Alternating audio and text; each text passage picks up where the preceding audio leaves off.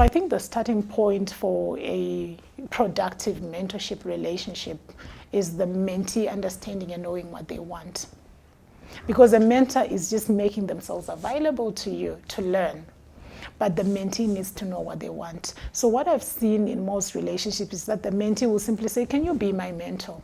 But they've got absolutely no idea what they want to hear from you, what they want to learn from you. So I think for me, it starts with, defining yourself as a person. Define yourself, define what you have, define where you want to go, and define the gap.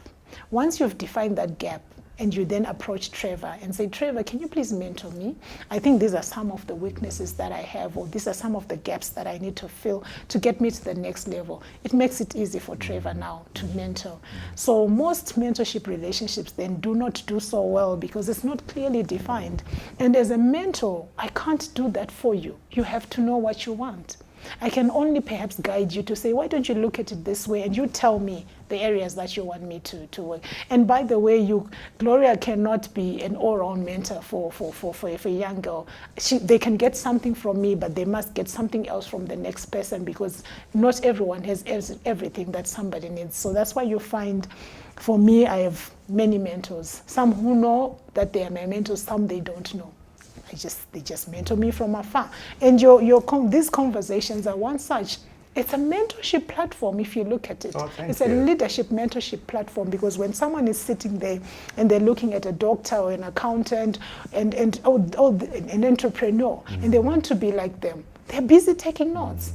They're listening, so that's what it is. It's about... You've touched on something which I identify with, which is there's a misunderstanding, sometimes on the part of the mentor and the mentee. Can you mentor me? Do you actually understand what that means? And also, you can look at somebody and say, I think they need mentorship. But unless they raise up the hand and say they want mentorship and they know exactly what they want, will they be able to be helped? Am I? Absolutely. That's what I think, Trevor. Yeah. I just think that for someone to be assisted, they must know that they've got an issue that they need assistance with. So if someone needs assistance in communication, but if they feel that they're good, you're not going to correct them. But if they realize that they've got a gap, then they'll be able to work with you and say, I need to close this particular gap. We can do this over this period of time, and we'll check again how you're doing. I believe that's what great mentorship should be.